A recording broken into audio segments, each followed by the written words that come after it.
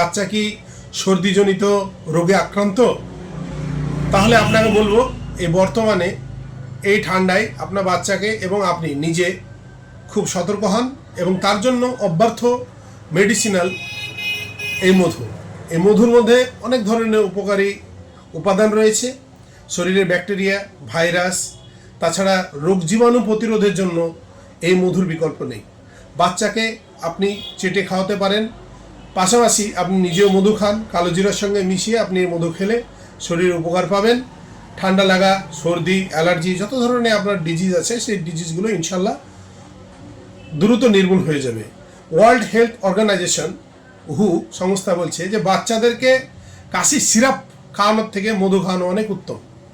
তো আপনারা নিজের বাচ্চাগুলোকেও মধু খাওয়ানো অভ্যাস করুন, পাশাপাশি আপনারাও নিজেরাও মধু খান, এটাই আমার আবেদন।